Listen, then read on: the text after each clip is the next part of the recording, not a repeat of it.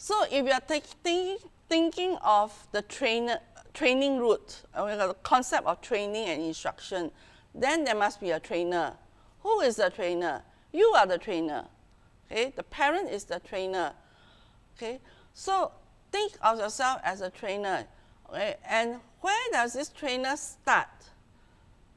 The work of the trainer begins from a place of love.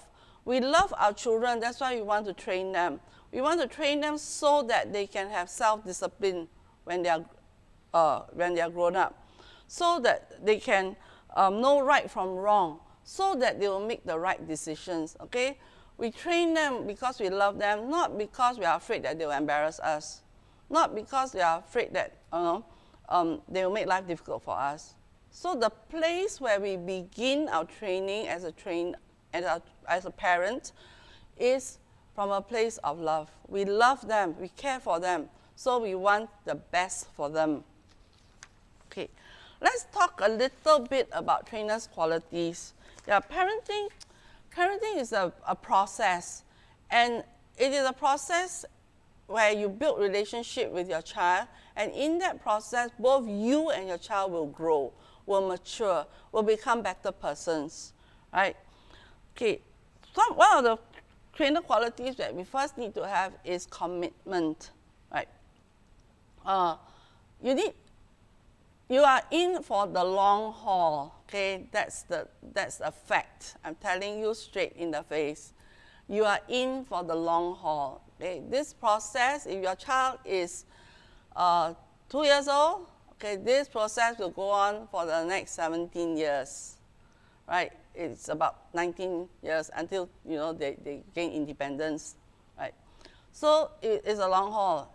Yeah, so we need commitment. And today, for all of you who are participating in this talk, you really have the commitment. Okay, it takes time to build and nurture your child's character. It takes time to help your child grow up, right? And the other thing is open-mindedness. Okay, because we live in a world that's ever-changing, and there are so many things being thrown at our children these days. So some things you may try and it doesn't work.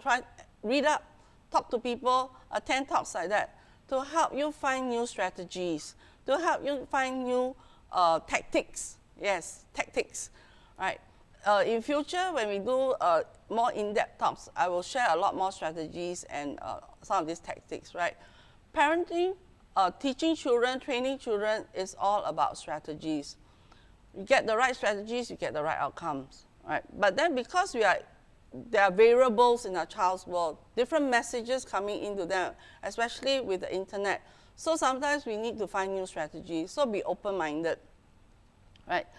And then, I just want to say this. Last time when I first started as a parent, I didn't have a master's degree in early childhood. Okay? All I had was commitment and open-mindedness.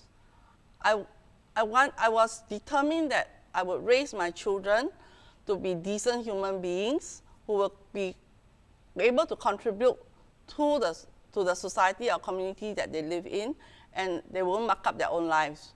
So that was my objective, and I started on my journey that way.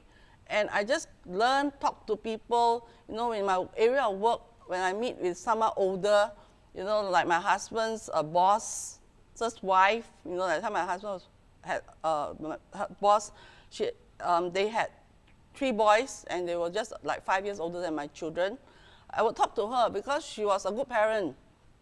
So I picked up tips from her. So everywhere I go, I would talk to people, I would read books, I would try things. Okay. So the next thing is the right attitude. Okay. This is very, very important because if you start with the wrong attitude, then you do all the wrong things. The mindset. Okay. If you believe that your child is God sent to give you a hard time, and the child is out to make life difficult for you, then the way you talk, the way you behave, the way you interact with your child will be that way. But I would put it to you that children love us. Children love their parents and their teachers, people who matter to them. They love us, and they really do desire to obey us, to cooperate with us, you know. So they really do. Okay, it may come as a surprise to you, but I'm telling you this. They really desire to please you. They are born with that desire to do it.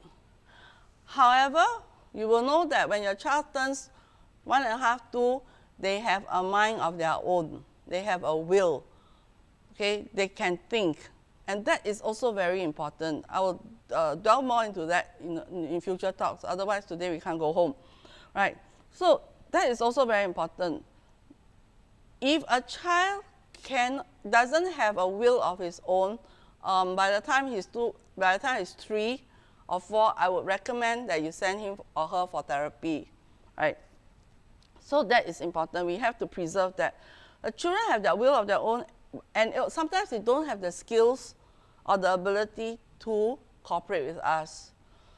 So the question then is, how do I help him or her cooperate with me? How do I help him or her fulfill the desire that he or she wants to obey me, do what's right, and please me, right? And the last one will be self-control, right? We, as educators, as parents, okay, parents, you're teachers, right? You're the trainer. Okay, you need to be very careful about how you act and react with the children, because children will model you. Children will take in and suck in whatever you say to them because they love you, right? So in the book of Proverbs, there's this phrase, or this wise saying that life and death are in the power of the tongue. So you can speak life, you can speak the positive things, or you can speak death, and you can speak the negative things into your child's life. Okay, give example. Children will tend to disobey you, tend to do the wrong thing. So if you say, you always don't listen, you always disobey me, you always do the wrong thing, what's the matter with you? Why are you always like that? You know, then you are telling your child that he's always no good. Okay. But if we tell the children that, look, I know that you are a good boy, you are a good girl. So we don't tell them they are bad. We don't use the word bad children, bad boy, bad girl, or naughty children, naughty. Be careful your words. Then I know that you're a good boy. I know that you want to do the right thing. Okay? But today, you did this, and it is no good. Just deal with the today. Just deal with this issue. Don't link up with all the other 10,000 times that he or she didn't get it right.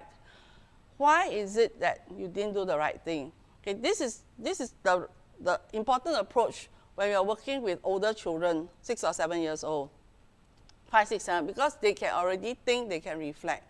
But if you are working with younger children, okay, just know that if they can't get it right, just bring them aside, okay, take them away from whatever wrong they are doing, and give them a time out and remind them, no, cannot beat your sister, cannot throw your toys, cannot. Okay, now you sit here.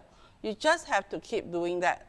But when they're older, we can interact more and guide them in their self-management process. Okay.